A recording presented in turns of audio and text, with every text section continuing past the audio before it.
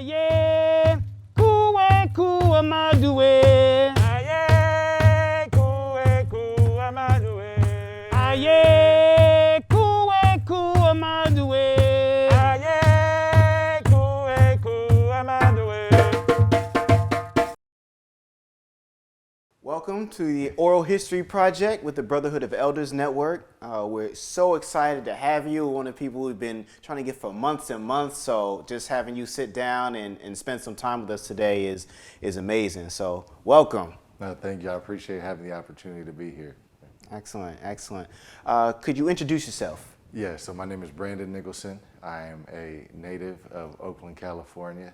I am, I should also say, proud husband and father, and also happen to be executive director of an organization called the Hidden Genius Project. Excellent, excellent. Well, we're so happy to have you today, and we are going to get right into it. The first question, where did you grow up? I grew up in Oakland, California. Most of my life. Grew up somewhere nearby Lake Merritt, on the lakeshore side, just depending on the time of my life, but grew up here in the town and happen to still live here today because I love it and, you know, have very deep roots here. Yeah. Excellent. And what was it like growing up in Oakland and then even, you said right by Lake Merritt? Yeah, for me, you know, one thing that was really important in my upbringing is, you know, I was very fortunate to have both of my parents at least in the first half of my childhood, and you know, they actually met in Chicago and come out to Oakland to build a life, build a family, in part because it was certainly diverse, but also, you know, having a solid black population and also a great history, you know, cultural movements, social movements, et cetera. And so I think they really took to heart that they wanted me to have an upbringing where I could really appreciate the value and the potential of this place, of Oakland, and also its people and its communities. You know, both my parents were technically, you know, educated as attorneys, as lawyers, and I happen to actually come from multiple generations of, you know, black folks who've been able to, you know, attain higher education, which has been, you know, great, I think, benefit and privilege. And with that, my parents were really adamant about me being grounded, though, and understanding the value of people and from whence true education comes, right? Not just via certification and institutions, but lived experience and understanding that the entire spectrum of our communities has a lot to offer. So growing up here, you know, they were always placing me in activities, sports and extracurriculars and social activities that really cut across the entire town, the entire city, making sure that I could move around myself, you know, take the bus, do all these things, and, you know, exposing me to just a little bit of, you know, risk, you know what I'm saying, just making sure I could get a sense of understanding and take care of myself. So growing up here, I think I came to appreciate just the good and the bad and everything in between, and just understood and came to learn, you know, you can learn something from everybody. Everybody's got great worth, and, you know, just because, you know, someone like myself might have an opportunity to you know, attend school, do well in school, attend college, have different opportunities in my life or resources, that doesn't make me more, you know, knowledgeable or even wise or worthy of opportunity than anybody else. Just means I've got an opportunity and hopefully to help others. So I do believe just the way I came up here had a lot to do with then, you know, how I spend my days every day, you know, trying to contribute and, you know, support others. I hear that. No, that's, I mean, it's certainly important, and it sounds like your parents really instilled in you the nature and responsibility of being able to give back and have kind of empathy for other people from different walks of life. Absolutely. I think it started with them instilling that in me first, and then I think even the nature of my kind of family circumstances shifting over time, you know, where my parents eventually split up. My mom, my entire life has had multiple sclerosis, so even with her, background and training, she hasn't been able to work for a long time. So, finding myself living with my mom and then being on public assistance and, having, different humbling experiences of having to navigate, with resources and not having them. So you recognize, nothing is promised. You can't take anything for granted, even though things are supposed to, kind of perhaps be able to work out a certain way on paper. You got to be able to get back to work and, create value wherever you can. And also just get an experience firsthand also that, at a time where maybe we had a better idea where the rent was coming from, I felt a certain way. I deserved certain things, I knew certain things. And then at a time when it was harder to know where rent was coming from, I still felt the same things, knew the same things, deserved the same things. Like I wasn't a dramatically different person, right? So then you come to appreciate that about everyone else, understanding that, someone could have all the wealth in the world or not know where the next meal is coming from. And that's not necessarily a function of, who all they are, what all they know, et cetera. So that was important and humbling for me, for sure. I hear that. And just going to school did you go to school in Oakland as well?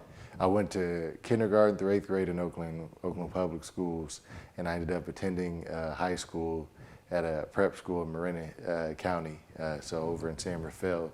And so I was basically commuting to school every day, which made me a morning person, off top. But yeah, it was definitely a big difference for sure.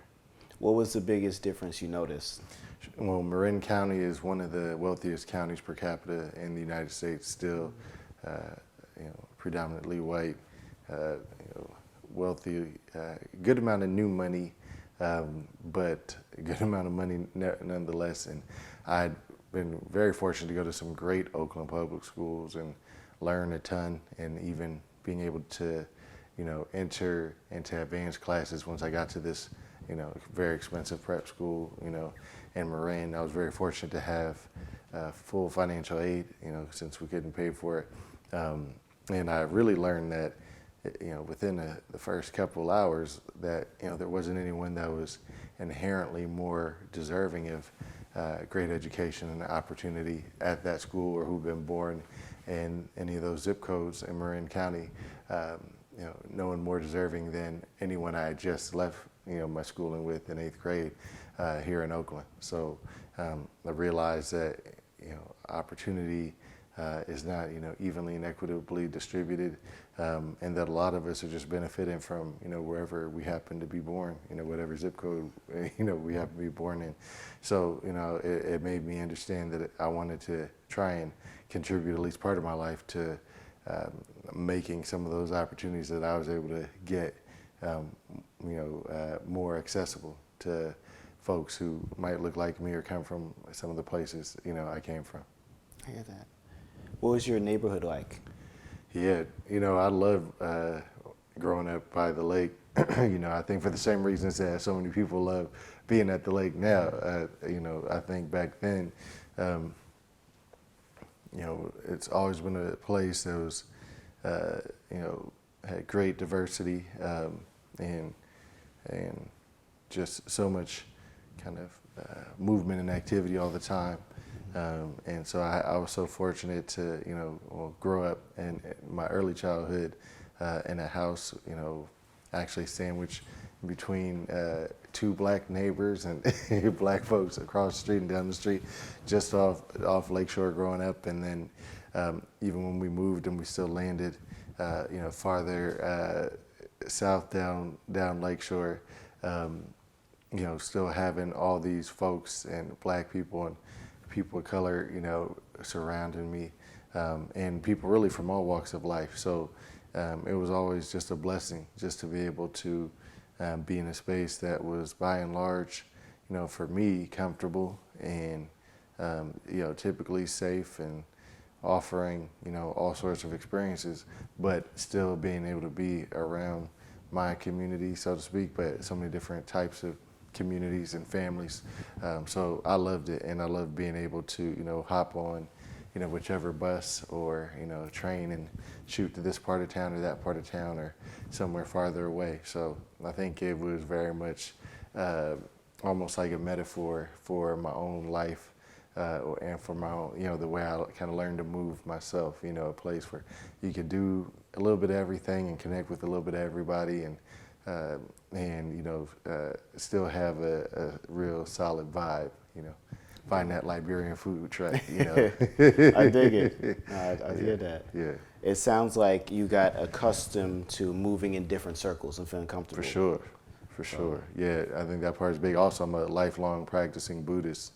And our parents are practicing, grandparents, etc. So I was born into the practice and then ended up adopting it, for myself even at an early age. But our lay organization is called Soka Gakkai International. It's a Japanese-based organization, right? And the Japanese-based practice. So also then, going to all my kind of faith activities, which there are a lot, and again, especially here, extremely diverse.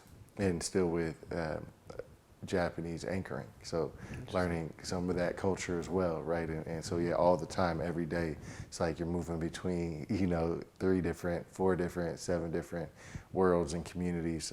So I've definitely tried to pride myself over the years of being able to connect and find that common humanity. Certainly, I think for in some instances for survival, and then in most instances for the greater good to be able to thrive. I hear that. So it sounds like also having that kind of background and having your parents, and then you said also your grandparents also having all Buddhist. Yeah, so that my parents were the ones that started practicing first. They actually Okay. managed to introduce some of their parents, not all of them, but and then some of my aunts and uncles and the whole nine. So that's also just a fascinating story into itself, because they started practicing in Chicago. So it was a bunch of Black Buddhists in Chicago, where they were tapping in, and then came out, connect with a bunch of Buddhists of many different backgrounds, including a bunch of Black folks in Oakland. So it's a different route to get there, but yeah. Oh, that's definitely interesting. And don't meet as many Black Buddhists as say Christians or Right. Other faiths and denominations Right. and things. So Yeah, I mean, and growing up, it took a second. I was always comfortable with my practice. It took a second for me to make sure I was comfortable with everybody else to know what my practice was, because coming from, as you mentioned, in many instances, communities with strong Judeo-Christian anchoring, among other things, as we know, and as among other faiths and practices, but a lot of them still being, you could say monotheistic, whatever it might be. And so, having to explain at like 7 years old or 9 years old, what's that chant your mama's doing, or what's that setup you got in the house, that that altar, the whole thing. That's a lot to put on the youngster. What I'm saying? It took me a second to really get all the way comfortable with my own skin. But I think over time, I also was just really fortunate to have some great friends, who and be able to understand what a great friend is. And understand, all right, man, the people that's rocking with you, you shouldn't have to do a whole lot of misdirecting, right? So I like to say I had that figured out probably by late middle school or so, right? Which is tough, because middle school is also a really tough time as well. Yes, Where you don't feel comfortable, but that was important for sure. oh, I hear that. Who or what would you say influenced you the most as a child? Certainly my parents, and certainly by extension, right, their parents and my family members, and also I do believe that my family really put intentional effort.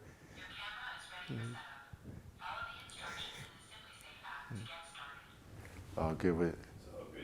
That's actually good. No, it's all good. Yeah, no, I was just say that my family was really intentional about, building around me a village as well. That was, I think, always the plan. That we have some strong foundational pieces.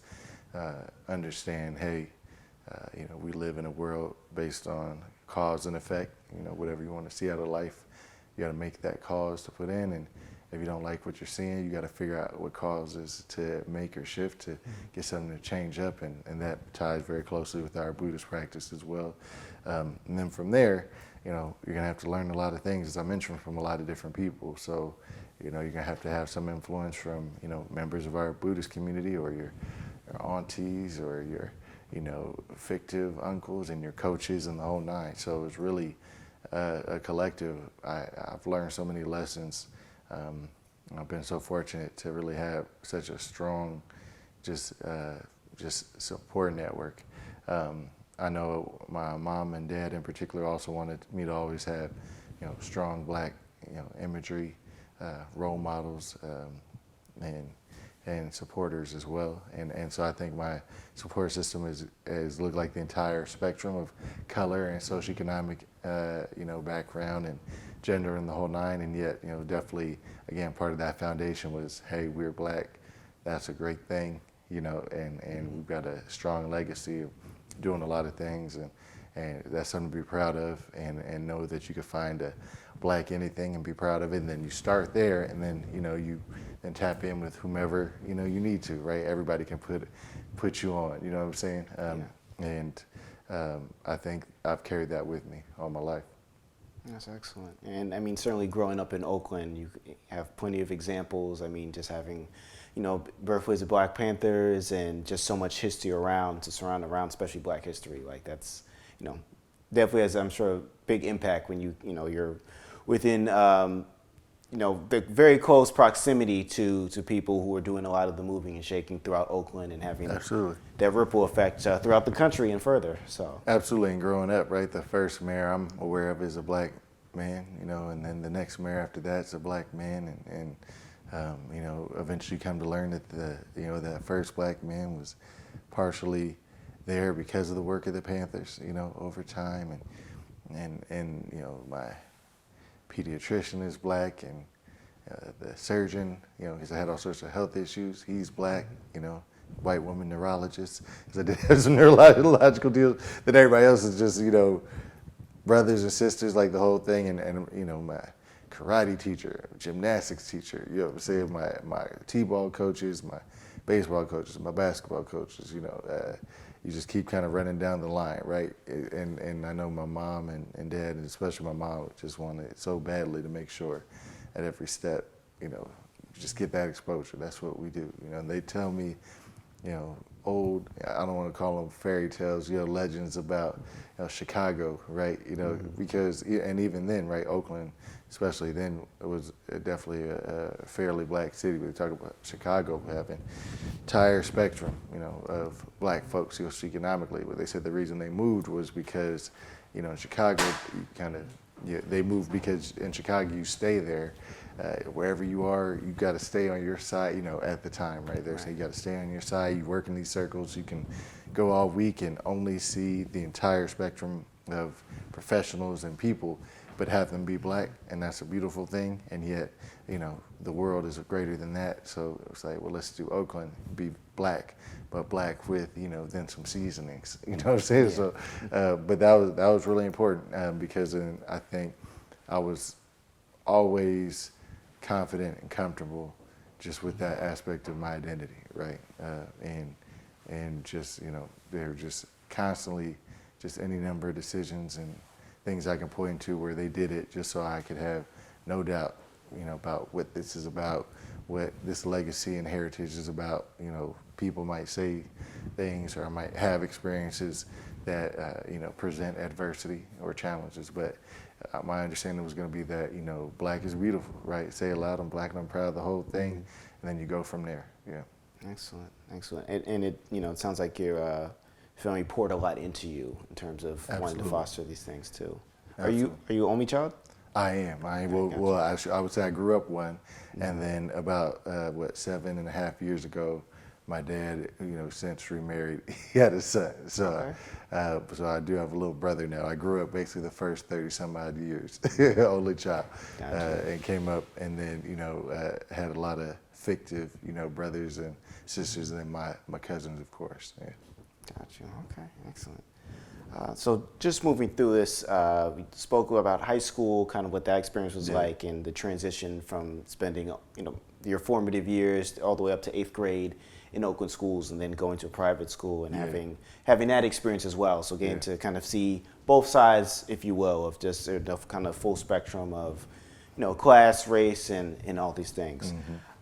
Moving into when you decided to attend college and things like that, what was that process like for you? Was it you thinking more, okay, I want to do something more academic? Right. Was it more kind of geared towards sports? What was it for you? Sure. Yeah, I think when we do the math, I would have been definitively the 4th generation, possibly the 5th, if you can't, because I believe my great grandmother got to attend music school, after she finished, right? And which is obviously pretty rare, but it's pretty interesting too, because we do have what we would call, in my circles, you could call that maybe a karmic journey, right? We're still trying to figure out every generation. So we weren't building on, like, for example, generational wealth and all these things, and a lot of inheritance and the whole thing, just kind of going back. Like there were times when I'm like, damn, like I'm gonna be possibly the 5th generation to go to college. I'm like, definitely just coming off food stamps. You know what I'm saying, right here? Like that's kind of a trip when you think about it, right? But 100% expectation was that you got to keep doing something. What I will say is, for all the formal education that my parents and family members received, it wasn't about, well, you got to do this or go to this one or do what have you. It was about have a plan, be excellent, give yourself the best shot and the most opportunities, make sure you can learn and not take anything for granted, right? So then college made sense that way. But it definitely was a situation where, well, you're the 4th or 5th and you're going to go to this school and follow in our footsteps and all that. It was just about, you got to have a direction and go be great and figure out what that looks like for you. College tends to look like it for many of us, right? But for me, I think once I got to high school, I saw it was going to be there for me. I felt comfortable as a student and excited and inspired as a student, even though sometimes my learning environments, may have been less than comfortable, right? I just love learning and the opportunity to go someplace, have no bedtime, and get to read a bunch. Sounded cool. I did play a ton of sports growing up, and had some success for sure. So there had always been thought about I'd love to play. And then where I ended up looking at going to college, Princeton University. I actually did take a visit there to meet with the basketball coach. Okay. But, when I got back from my visit, it was summer before my senior year, somebody at my school, somebody white, it said something to the effect of, oh, that's great. So maybe, it sounds like you have a great chance to get in, right? That got under my skin, because I had always been on this track, right? I'm like, I got a solid GPA. I'm doing this, I'm doing that. Like, now I'm finna get in because I'm finna get in. You know what I'm saying? Yeah. So I literally didn't call the coach back after that. I said, I'm going to get into this school and the other schools I want to go to. Then I'll let everybody know I want to hoop. I'm like, so I can leave no doubt. Now, the dumb part was whoever said that, right? They weren't going to care. They never thought about it ever again, number one. Number two, if I would have said, well, see, I got in, they'd have been like, yeah, of course you did. I should have just messed around and just, I should have called the coach back. That's what I should have did. But in any event, I got in, what I'm saying? In my head, I knew, well, it's only one reason I did, because I ain't talked to the coach in months, which was also dumb. Because then even once I accepted my admission in the spring, I waited till August to go see him. Wow. Right? So I walked into his office like, hey, man, how's it going? He's like, what's going on, man? Where you been? I'm like, got this white person at my school said, I was going to get in because I was a hooper. And I'm like, nah, I'm going to show you. And at the time, the coach was a brother. It's actually John Thompson's son, John Thompson III. Oh, wow. So, I'm just rapping with him like straight. He's like, nah, I feel you. He's like, but guess what? You didn't call. We had to keep recruiting people. So, he's pointing down the hallway. We got all of them. And it's 7 dudes, 8 dudes, right? 6'4" to 6'11", and I'm like, damn. So he's like, if you want to get down, you know what I'm saying, you're gonna have to start from scratch and work your way up. So I'm like, all right, maybe I can start doing that and do this hoop thing and start like trying to, play and go to workouts and start going to practices. But, I didn't realize one thing I didn't have prepared, that I would make sure I told any young person who was serious about this. And the game I wish I would have gotten is like, I'm thinking I'm going to this school in the Ivy League, and for whatever it is, obviously, so the Ivy League does not offer athletic scholarships. They can get you preferential admission, right, but not athletic scholarships, but very much still Division I college sports. And what that means is still very much a job for everybody in that program getting paid, and then the folks not getting paid as well. But for the folks getting paid, the career individuals, the coaches, the trainers, the assistants, et cetera, they got families that they need to keep in that kindergarten. They got families they need to keep in that apartment or that house, until it's time, but not a moment sooner, right?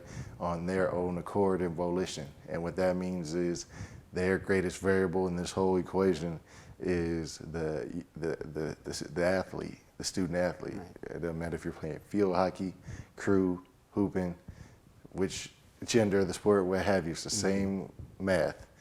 If y'all don't do what y'all supposed to do, they're gonna tell me to leave, and then I gotta tell somebody else we got to go. Yeah. I'm not doing that just because y'all want to act up. So we're gonna make sure y'all are on our time. You know what I'm saying? So that's what I learned. I wish somebody would have told me, like, they were like, hey, can you come down here at 6 a.m. in the lift? I'm like, wait, I thought they're doing that at Duke in North Carolina. We doing that here too. Well, can you come back after your Italian class at 9 and get shots up? I'm like, all right, I could do that. I can do this hoop thing. And they're like, no, not those shots, the ones we tell you. You know what I'm saying? Like, cause I'm in there, you know what I'm saying? I'm doing, they're like, nah, just hook shots, right hand, hook shots, left hand, for an hour, right? So it's like, all right, so I'm doing that. They're like, where you going next? Calculus. Cool, what you doing after that? I don't know. They're like, well, we'll see you after calculus. Now, mind you, practice is at 4. You know what I'm saying? We got through half the day. You know what I'm saying? I'm like, what is your, but nobody had told me, this is a job for them, so you got to approach it that way, and that's why I have so much respect. Anybody who can do it. So I'm looking at about midterms in my freshman year, and I'm basically mediocre at both, maybe, you know what I'm saying, at best, and that wasn't good enough for me, especially. Like, well, I'm not doing this thing to go to the league and being mediocre at this school with all the resources invested. I was fortunate to have academic and merit scholarships and financial aid. So I'm like, nobody's paying for me to get a 2-something here or, just get by without, actually digging into the experience. So I quit hoop, which was really hard, you know what I'm saying? And, it's such a big part of my identity. But, I was trying to play the long game. I wanted to come, read all the books, do all the assignments, ball out, have a great experience, which is what I think everybody was paying for me to do, even if I had to miss out on some great opportunities and a chance to be on ESPN and go on trips and the whole nine. So that part was tough, but I think I did the right thing. Yeah. I hear that. So focusing more on academics and really pushing that and pushing yourself in that regard. Yeah.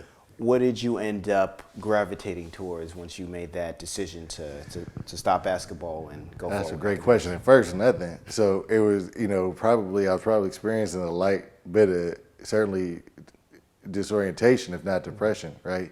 Because, that whole identity shifting. I'll never forget one of the first games once the season was about to start, maybe a month after I quit, whatever it was. University of Kansas was the #1 ranked team in the country. They were coming to Princeton, play on national TV, ESPN, the whole thing. Everybody at school is going, because ESPN is here. I'm just sitting in the stands, and we got thrashed, right? But I'm sitting in the stands like, man, this is crazy. I should be sitting on the bench. You know what I'm saying? Like if I'm, so I'm like, this is dumb. Why did I do this, right? And then mind you, then also Princeton as a place is southernmost Ivy League from a geographical standpoint, being in New Jersey, but very much culturally the southernmost Ivy League, a strong legacy of, just individuals, involved in, you name it, right? But just a legacy of you know, and stories about, you know, folks coming from North Carolina, Tennessee, et cetera, bringing their, you know, enslaved, you know, African, you know, quote unquote help with them, the whole thing, like that's going back, that's the legacy. And, Yeah. you know, like I said, I went to Marin, that was new money, you know, you could navigate that around, and that's Subaru money. That's, you know, now they got, you know, because when I was there, that's predating the you know, major electric vehicles and hybrids, but that's hybrid and electric vehicle money. That's, you know, Birkenstock hemp clothing money, right? But you get out, you know, I get out back east, this is like nah money, you know, like they like, and when I say nah, I just mean like, you know, you guys could like nah, like we don't even owe you a response. You feel me? Like I don't know if that comes through. No, like excuse me, this is nah. You know what I'm saying? Like, and it ain't no next question. The cash is walking through. You know what I'm saying? Like, because we are so well established, we don't even have to apologize, frame it, make it look like nothing else. You know what I'm saying? Just nah, bro. You know, we're not doing that. So I had to like find my footing and my grounding. It took me the better part of a year. What ended up being the difference was getting involved in, you know, campus activities, Black Student Union, Black Men's Awareness Group, community service.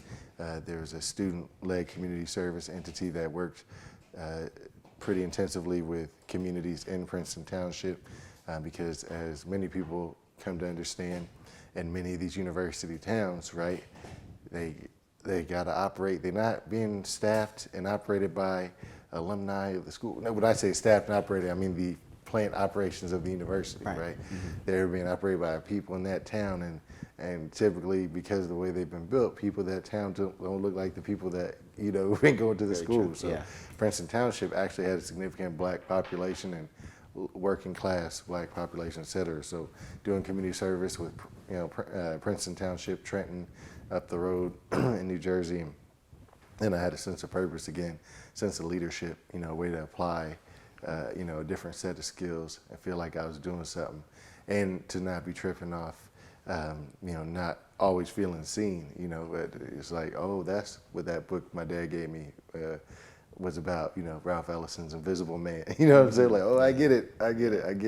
Okay, you know, so having to have some anchoring again, right? And then I loved it. You know what I'm saying? Like, it's a wild place, a weird place, crazy. You just see, can't, you know, so, like, it's definitely not for everybody, but man, damned if I didn't end up having a fantastic time because of the way I was able to take ownership, you know, of my experience, almost reclaim it, you know, and then do it with people that I cared about. So that was big. I think, you know, that's so important. It's all part of the journey. So finishing college and you're coming out, have you decided to move back to Oakland, or was there a stop in between there? Or I had to get back to Cali at least. So my whole thing was like, growing up, I was like the Oakland Chamber of Commerce, like in my mind, right? And it was interesting because we're really feeling the effects of it now. We think a lot and talk a lot about transition, gentrification, push out, all these things.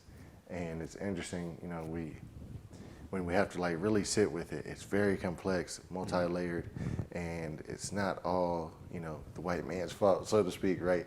One reason I bring that up is because like growing up, like a lot of people went through a lot of, you know, tough things, I think, here, right? And this was like a gritty type of situation, you know, in many instances. So a lot of people would say like, and I'm saying this almost tongue in cheek, but this was like the nature of conversations, like, you know, hey man, like, man, if I got opportunity to go to school, like, so a lot of people I might have grown up with would have gone to like HBCUs, you know, in the South or Mid-Atlantic, or, you know, got out the way, you know what I'm saying? And I'm like, bro, like, it's no bowling alley in Oakland, it's no like Target, bro. It's, you know, it's like, you know, so you gotta go somewhere else. Like, and it was like cool, but for me, I'm like, man, I love it. Like, shoot, like I could bowl in Albany, that's fine. I can bowl at Alameda, ain't nothing, you know what I'm saying? But you know what I'm saying? Target just up the road, you go to San Leandro, but like this is my place. This is where I'm at, right? So that's part of why I went back east for college, because I was like, if I don't go, I'm gonna just be here forever. I'm gonna be wearing a varsity jacket, sitting on the hood of my car at the prom, you know, 6 years removed from high school, just chilling, talking about how, you know, I'm saying the man, you know, so I had to go, at least I got to go do something, you feel me? So I got out there in my sophomore year at Princeton, because I'm good with everything. I'm good with the hot. I'm good with the cold. Humidity is not my favorite, but I can manage it. That's a big statement for someone from California. I'm telling you, man, like I'm cool, like I can make it work. But sophomore year, I woke up April 1st, and April Fools, it was snowing, but it wasn't a joke. You know what I'm saying? November, cold, fine. December 1st, all right. You know what I'm saying? January, February, I get it. March, but April, nah, bro. And it's not even it being cold.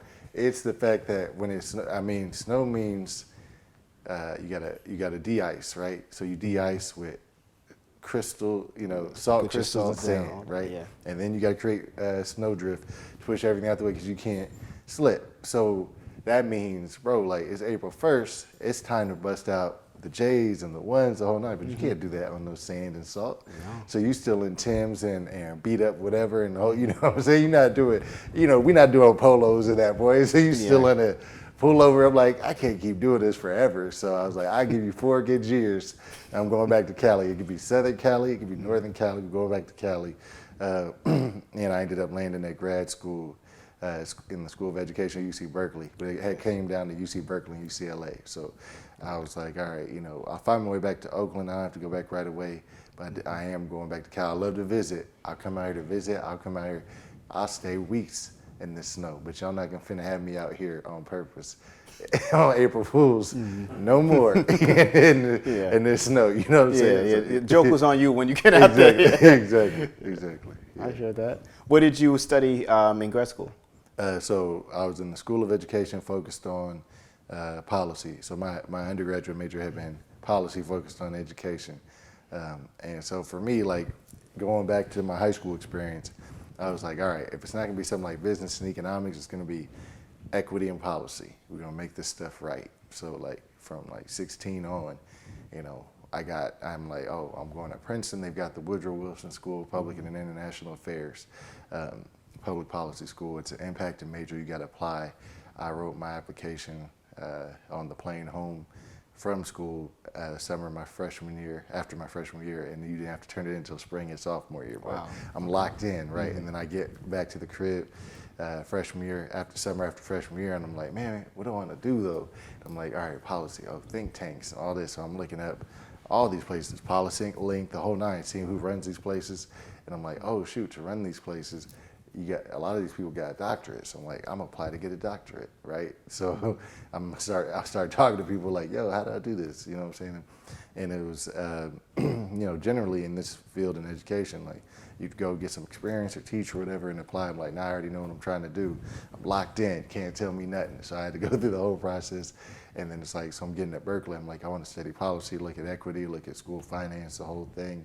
And, make things happen. And so I went in, immediately after undergrad, like straight in, which was, great. If I do it again, I'd probably do it the same, but I do understand why they don't want you to do it like that, because I was definitely in there green and young, working off different lived experiences from most everyone else. But I had, just being able to spend, and I think the toughest thing about being young doing it is, as a young person, you're just trying to get to the next grade. At 20, cause I'm going in at 22, right? Like, so all I've really known since 5 is complete the grade, be on time, right? So I'm like, man, how do I get this done in 4 years? Okay, I get it done in 3. UCLA, they can get it done. I'm like, oh, that's cool. But then in retrospect, I'm like, bro, I was getting paid to read. And I had at least 2-3 jobs at a time the whole time I was there. You know what I'm saying? So I had no expenses. And all I got to do, I just got paid to read every day. And I'm like, that's crazy. I can't even imagine right now, because you're not doing the player math. I'm looking at like, well, I need to be making more, bro. I worked as an RA at graduate housing, so I didn't have rent, and I had a meal plan.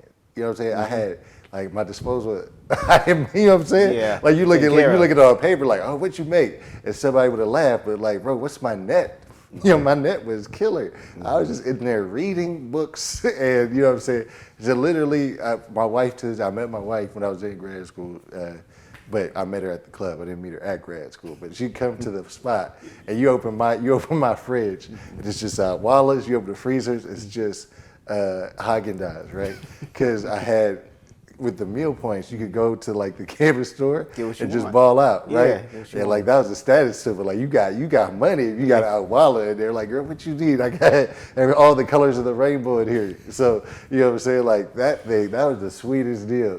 You know what I'm saying? Like the cats, like, bro, should I go? Are they paying for it? Yeah, well then you need to go. You know what I'm saying? Because anything else you try to do, you'll figure out. You feel me? But that was a great experience. That sounds like a great experience. I'm going to shift gears a little bit. We like to ask questions around. You started to speak about this earlier of just with as you're growing up, you had a very kind of strong background with your parents, really influenced you with especially Black history, knowing where you came from, and also having this legacy, this long legacy of having family members that have been educated on like a high level and things like that. But one of the things you spoke about was just kind of that sense of community and having that as almost like a village raising you as you're growing up. What would you say are the top three, most harmful things? Well, first, let's just start off. What did you feel like you learned, or one of the lessons you learned from growing up in that community? Yeah, well, I mean, the number one distinction is, we talk about educated, but it's formally educated, right? Like formally educated and credentialed, which is very distinct from education. Meaning it's just number one lesson to learn was like, listen, like you got to pay attention. Like you're going to be learning a lot. And if you want to sleep on somebody, not knowing how they got to where they are, not knowing what choices they've made, things they've overcome, et cetera, like you're going to miss a lot.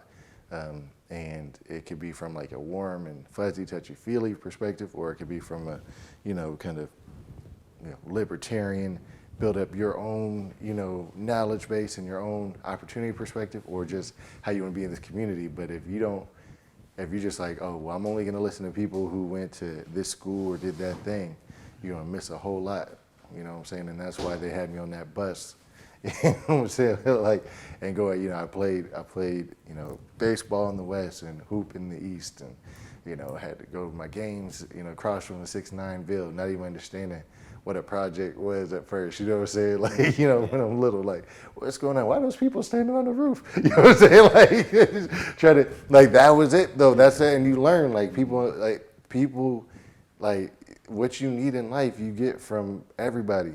I love getting paid to read, but that wasn't half the education. You know what I'm saying? Right. That's part of the learning, and literacy is critical, right? And being able to read through. But you can do that in the library. You can do that in the public library, in the university library, the school library, or at times the penitentiary library, et cetera, right? And understanding that, man, none of this is linear.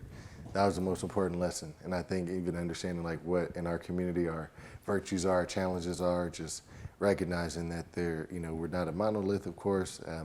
We're so diverse, even as Black people of the diaspora, and yet we've got some really common experiences, linkages and traits, and then obviously sometimes those challenges manifest. But I think the only way I was going to be able to like understand that was to be able to see it all the time. Like if I only thought, man, to get to this next stage, I gotta go to this school or do this thing, may not have been sorely mistaken. And I think that's been, critical to me being able to be where I am today. And I got a lot more I'm trying to do in life, and I don't take any day for granted, but I hope I get a few more, but I think that was the most important thing about being Black, and things I've learned is just like we're at, especially in our community, we've got so many assets and wealth of experience and knowledge, but it comes from so many different angles. So you can't just be looking for, one type of, experience, one type of outcome. You can go through 4 or 5 generations of this formal education and, be waiting back in a line at Safeway in the afternoon because you're going to get a snack and you got brown food stamps, right? And they don't have the EBT card at this time. When I'm in high school, right? Because the card, you can swipe, tap, you can make it look like something else. There's no brown cash. So if you bust out one that's brown, that's a food stamp. You know what I'm saying? Everybody understands what it is. Yeah. Like, you have to learn that. You know what I'm saying? Yeah. Like that, whatever books you read not going to save you from that feeling one way or other. And even understanding, maybe you don't even have to be ashamed of that, right? Like, so, but that's what I learned. You know what I'm saying? Like, there's a lot more to this than just the resume. Yeah. I hear that. What would you say are the top 3 things that have been or are most harmful to the Black community?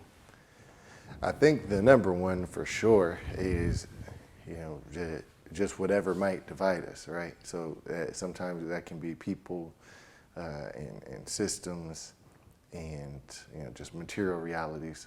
But whatever it is, it's just that which, and when I say divide us, again, we don't have to all think the same, we don't have to vote the same, etc. But that which will have us, in many instances, go out of our way to get in each other's way. You know what I'm saying? Yeah. That which will have us believe that resources are scarce and that well, it's only going to be one black, whatever this week, Jack, and it's going to be me. You know what I'm saying? Like that carries a lot. Like for me, I think, especially getting to travel, I've come to really, really deeply appreciate the diaspora, and the African diaspora, and understand that, man, we've got such great potential and power, and so much of it yet unrealized. How much can we even incrementally build and experience in terms of improvement and quality of life just from believing in ourselves and each other, And it starts even in our family units. And we have to internalize so much of that. And sometimes we're worrying about, not being, it could be quote unquote another statistic or not being viewed this way or that way. And sometimes that causes us to make harmful decisions that harm ourselves and others, our family, etc. So I think that's a harmful, one of the big 3 harms for sure. But when you look at the ledger, there's so many assets and so many positives. When we're people that's historically, you look at the United States, but across the world, but particularly if you look at the United States over the last 400 years. You're talking about extremely resilient, innovative, and gracious, people, community. We know that there are so many challenges with people having, fear, be it of black men, of black people, black women, of, for that matter, black transgender, non-binary, right? There's so much fear all the time. And I think, you listen to people, read people, you hear, speeches and lectures, and I've picked up so many nuggets. I remember Dr. Cornel West, giving a lecture where he was talking about, one of the greatest gifts Black Americans ever gave to the United States was not burning it down. And I've come to understand that also, that everybody else thinks this too, except for us. You know what I'm saying? We have, that's how gracious we've been. And there's probably so many layers to it. And I know it probably hurts so many people in our community for that to be the case.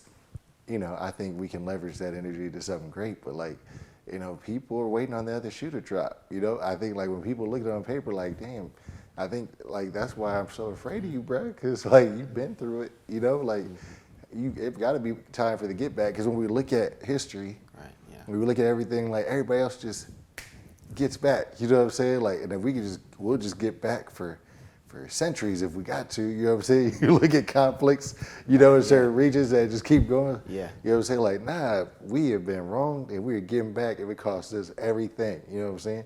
You look at us, we're we have been wronged and we are going to innovate our way forward through this, for better, for worse, And like I said, some people are like, man, that's some sucker stuff. You know what I'm saying? But that's, I don't know, that's what we do. We work it out. We can't spend too much time on this get back, which is why it's then obviously triply hurtful when we have such instances of violence in our communities, right? Yeah. Where we have retaliatory violence, sometimes even within our families, right, and within our neighborhoods at times, and things that have hurt so many families and people, in our midst. And it's man, we are so gracious and graceful with everybody else. We got to be able to show that same grace to ourselves. And of course, I think also just, being able to, perhaps the greatest harm is just the next greatest harm is the need to be able to have solid space you know, it's tough when you have such difficulty calling anywhere home, you know. You know, and as someone who's had, you know, housing instability at certain points, you know, you understand, like, it means a lot to be able to know, like, where you can lay your head, number one. But then when you layer behind that, what does it mean, like, if you needed to go home, you know what I'm saying? And I think that's got to be a pretty significant difference with, like, an immigrant experience. And so many, you know, it's like, you know, if this thing goes left, you know, like, where's cousin them at? You know what I'm saying? Yeah, like, yeah. if I can work and scrape these, you know, these few pennies, maybe we go and press the reset button and go home, you know what I'm saying? Right. Back to the land, Yes. right? It's like, and I think that's when we talk about, like, an existential harm, right? That's a big one when we can't identify, you know, it's like, so it's like we're dealing with housing shortages in Oakland and other places, and we're dealing with cost of housing, and then we're dealing with you know, even my grandfather's birth records in Mississippi being not quite certain, and the fact that even my dad figured out that he had a uncle when his granddad died. So my grandfather figured out he had a brother basically at my great granddad's funeral, right? How many families got that experience, right?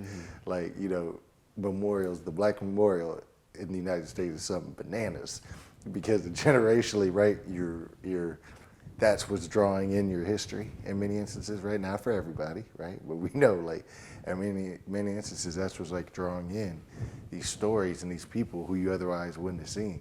So when that's, and that we know that stems fundamentally from the way we got here, right? And then how things shook out, and you know, the intent behind, you know, fudging the numbers and records, et cetera. So, like, that's pretty tough. You know, that's we talk about being down 3-1, you know, in the series. Yeah. That's being down 3-1. You know what I'm saying? But you know, we obviously we battle out here, and that's why I love, you know, when you think about, like, the Ubuntu Leadership Institute with Brotherhood of Elders Network, and, you know, the year they got to go out to South Africa, you know, the Hidden Genius Project, we took some youngsters out to South Africa, getting to go to Accra, or even getting to go to the Afro-Caribbean and all this, like, having ways to then imagine, you know, a sense of belonging at home, right? Because I think if you don't know where the crib is, I think it hits different, right? Yeah. Every day. You got a lot to overcome every day just to try and be solid, you know? Yeah, I hear that. And I want to talk about the Hidden Genius Project. Obviously, some work you've been doing, but for those who don't know, could you just speak about it, how it came about, and what you hope to accomplish with that? Yeah, so the Hidden Genius Project trains and mentors Black male youth in technology creation, entrepreneurship, and leadership skills to transform their lives and communities. We're now 10 years old, celebrating our 10th anniversary, headquartered and founded in Oakland, California. And now, you know, we operate sites in Oakland, Richmond, Los Angeles, Detroit, and we've been able to, you know, program all across the world, empowering or working to create opportunities for empowerment for boys and young men, Black boys and young men, primarily and historically high school age, teaching them to build technology, teaching them the fundamentals of computer science, business entrepreneurship, and leadership, integrating some of the components from the Art of the Black Man curricula and some of those trainings in partnership, collaboration with the Brotherhood of Elders Network. More than anything, trying to create healthy, hopefully happy young people, young leaders. A lot of people associate us with tech and computer science, or are we raising a core of engineers? And to a large extent we are, but we don't care what they want to do. You know, we always say once a genius, always a genius, which is what we call our, you know, young people with whom we work. And then those same young people are leading in their communities and facilitating programming and opportunities for other young people of different backgrounds, and we've been, you know, halfway across the world able to do that. So you know, I think for me, it's that opportunity to afford more access and opportunity to others, much in the way that I was able to, you know, have so much access over the course of my life. Got it. Excellent. And just around that and being able to help people and giving that access, and it's kind of like the idea of Sankofa. It's just you're constantly looking back, giving forward to the next generation. What would be some advice you would give to the younger generation? Yeah, it's interesting. I think about that, and I try and pay a lot of attention these days, I think, to how do you give advice to any younger generations. I happen to have, I guess now effectively, it's basically almost 2 generations below me now, right? And the one just below, is at that stage, So I guess the best thing about becoming a Baba, an elder, is the generation below you at least is grown. They may not want to listen to you, but but at least they have their own lived experience and foundation to get solid, right? Engage them with young people, adolescents, etc., young adults who are craving and charting and seeking, digging out towards their independence. We know that's a journey into itself, and so I try and think a lot about how to be able to give advice, because it's not something I think you can just offer straight up. And in reality, we all need the best advice comes from love and some sense of connection.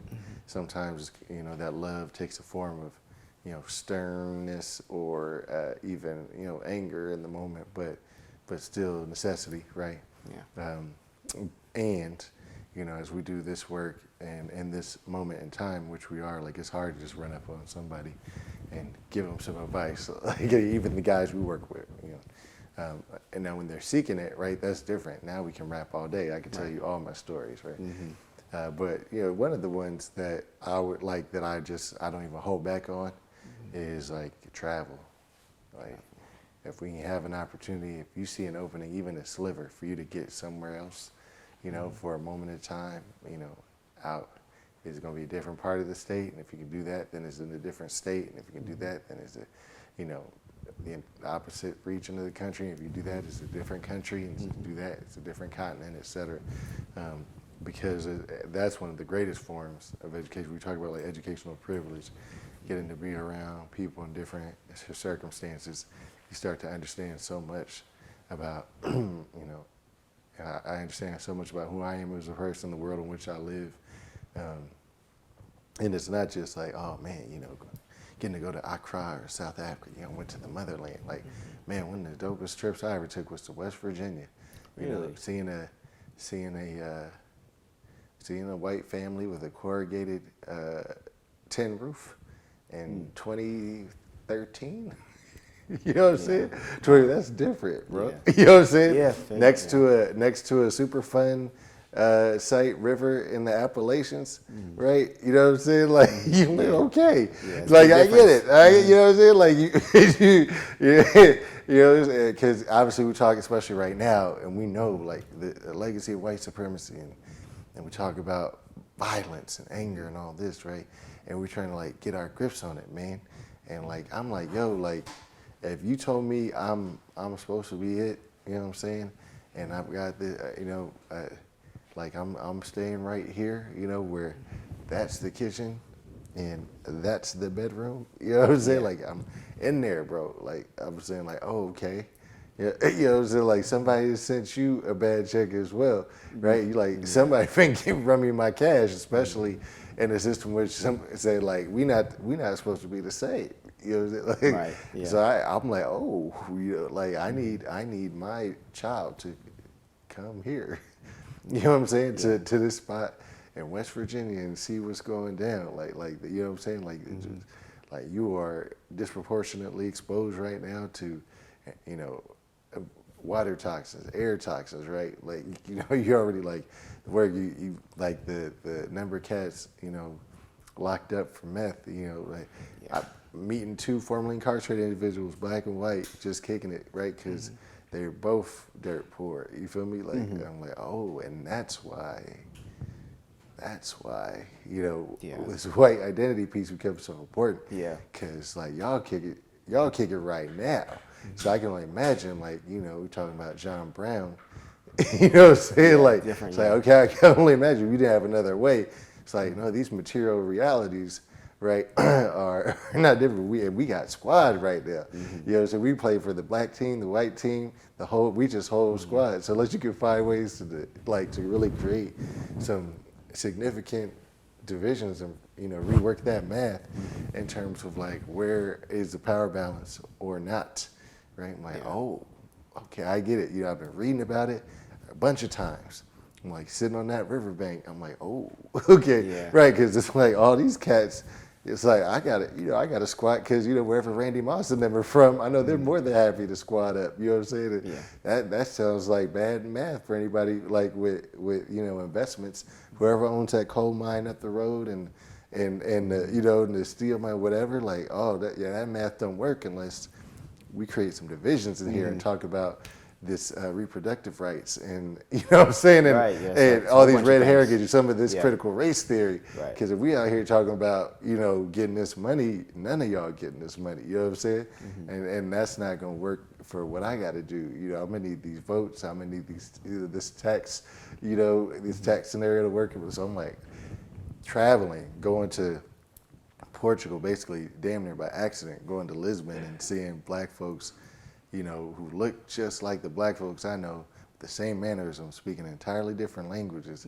And I'm like, that's in Lisbon, it goes down like this, and you're from, you know, Angola, and you're from Brazil, and you're from, right? And I'm like, oh man, so then that means if we got that shared experience, like if, you know, if we link up, you know, again, we got squad, you know what I'm saying? Like, but I'm like, you know what I'm saying? Like, it's not just me over here, so if we can flip the stuff, like the stuff that's commonly challenging or whatever, you can flip that to encapsulate the things that are commonly, you know, beautiful, and you know, we won't all think the same or vote the same, et cetera, but we can start thinking about ways, that's how you start people on to the same change. page. Yeah. I hear that. All right, last question. How has the Brotherhood of Elders Network impacted your life? Oh man, the Brotherhood of Elders Network has been huge. I think it's almost you know, been first got exposed to the Brotherhood probably about a decade ago, when I was in my previous work as an evaluator, and I was working on a project with Alliance of Boys and Men of Color, a lot of work on national work to support, you know, boys and men of color in the wake of President Obama's My Brother's Keeper commitments and eventual initiatives, et cetera. And, you know, I'd just be going to these community meetings and seeing, you know, these multi-generational representatives from the Brotherhood of Elders Network, not fully knowing what it was, but then little by little coming to understand and appreciate. And then, you know, when I started the Hidden Genius Project, one of the very first community meetings I had was with the Brotherhood of Elders Network and the team from Okur and the David E. Glover Education Technology Center in East Oakland. And, you know, at the time, the Hidden Genius Project, you know, we had a lot of heart, not a lot of resources and infrastructure. So needing a place to be able to program and connect, you know, the Brotherhood was saying we'd love to have activity in the Glover Center, and can we collaborate, work together, and, you know, join arms and achieve our respective mission together. And so, you know, just even having that opportunity, but at the same time, it's still a very specific brand, you know, of support and engagement. And I guess by that I mean I still remember very vividly this meeting. This is the first or second week for me on the job, 7+ years ago, 7.5 years ago. And you know, it won't surprise anybody that I got up, the meeting's adjourned, we get up, you know, everybody's milling about. And of course, Bob Arnold Perkins walks up to me, you know, shakes my hand real firmly, looks me in my eyes, says, "Oh, so you the HNIC, huh?" and I said, I don't know, man, we'll see about that. I got a lot of work to do.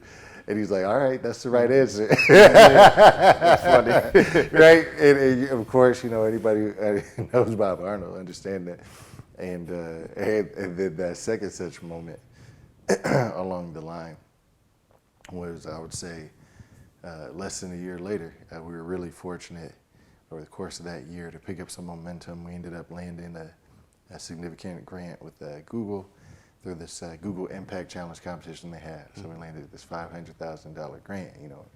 we came to that first meeting with the Brotherhood, when we didn't really have a budget. Like, it was like, I don't know where the money's coming from, man. I'm just out here. I'm gonna try and hire folks and hope we can make it, right? So they're like, all right, we'll put you on. You could do this, and we'll get you connected and help you. They're making calls to make sure we can be in the running for certain funding and grants and things, and very just working, quietly, what have you. So, Baba Arnold, Baba Fred Blackwell, Baba Joe Brooks, and they all took me out to breakfast, and we were talking through, having a great conversation.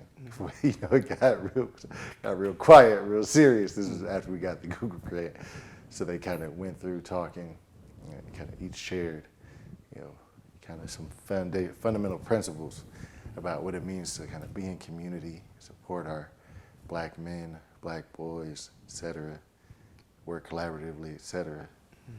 Mm-hmm. And I'm like, man, they're trying to make sure I'm solid. You know what I'm saying? Trying to make sure I'm good.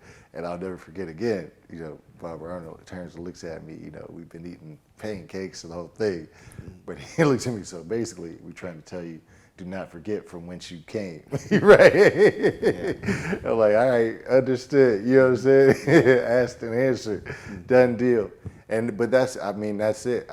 Those like capture it, the nutshell, but even getting to watch, the brothers and the warriors, the warrior groups and the brother man's groups, and seeing folks move, and getting to work sometimes with folks in their professional circles, but also just seeing men raise children and raise children not their own, and sometimes just the most basic observations have been so impactful for me, and folks like Baba Cole and Baba Gerald, just checking in or coming up with an idea or asking questions, and that's been powerful, just realizing how much it matters to feel like you have someone who's been here before, who cares about you, and then have an opportunity to have someone who's on their way care about you and you care about them. So it's been huge. It's been tremendous. I think it's even hard to put into words. It's really hard even to adequately represent and articulate. But it just courses through me in understanding how important, my community is, and that reminder of, do not forget from whence you came. You know what I'm saying? So I look forward to being able to, OG on somebody in the coming years. I won't take it for granted, but I look forward to getting to shoot my shot. You know what I'm saying? And give that firm handshake and then pay for breakfast. You know what I'm saying? But it's just so tremendous to have the intergenerational network and be able to build together. I hear that. Brother Brandon, we're so happy we got a chance to speak with you today. Thank you so much for your time and just sharing your words of wisdom and your experiences. No, I appreciate it. Thank you for allowing me. I have one question. Yep. Tell us a little bit about Hidden Genius, scope of the work. How many young men have you touched? So you want me to go a little deeper on that? Okay. Yeah, just a little. Look. Just a little elevator. I understand. I got you. Well, so that with the Hidden Genius Project, we've been operating for the last 10 years, and our core program is an intensive immersion program. And so we do work with black male youth in high school as our primary population, and a cohort model where they spend about 15 months, 800 hours with us. And so entering this summer, we've served just shy of 400 young people through that model. And we've seen 98% plus graduate from high school. We just found out this week we hit 100% again this year of our eligible high school age young people graduating, which is fantastic. Congratulations. And then, thank you. Yeah. And we're still seeing upwards of 90% plus be able to continue on with post-secondary education and training, and we're trying to support each one of them to get to where they want to go, employment, entrepreneurship, whatever it's going to be. But the proudest thing for sure is I mentioned in the last decade through our core program we've served just under 400 young people, but overall we've served over 8,700, 8,800, and majority of those have been facilitated by our alumni in some way, shape, or form. So our alumni, we continue to train them as youth educators, as we call them, facilitators. We even have 2 of them who now work with us full time as salaried educators, right? But training all these youngsters to be able to, do near peer work and cascading mentorship and pay that forward. We see roughly half of our guys major or minor in computer science, another 20 or so percent in disciplines related to business, but so many of them have all these various interests that are so dynamic, and they're extremely talented. Just entrepreneurs, artists, creatives, just workers, and the whole thing. And I think we exist to try and just give people multiple shots. We're trying to bring, in fact, I think about my Prana Institute class photo. I was tall for my age. I had to stand in the back. It was fewer boys and girls in that class. So we're trying to bring everybody from the back of the class photo to front and center, figuratively speaking, right? Put our focus, then allow space for Black boys and young men to be who they are. Make a couple of mistakes here and there, but also be extremely brilliant, and then inspire the rest of us, and make the rest of us better. And I think that's the most important thing we've learned, is to be centered on our young people. We're allowed to have a plan. We're allowed to have a point of view. I think we're allowed to have some requests, and still make sure that what we're trying to do is get our young people to where they want to go, and set up a structure that helps privilege whatever it is drawing them forward, and hopefully drawing them towards excellence, and then making that the aim, and then building those resources around them. And so thankfully over this last decade, we've been able to do more and more of that and see some great success. And we hope to do much more of it as well, arm in arm with folks who've been doing this work for generations, taking care of our community. So we see ourselves positioned to be able to hopefully grow our impact, but hopefully also just expand opportunity in communities where they're working and battling every day to make sure that people can, live the best quality of life possible. Excellent. Excellent. Thank you.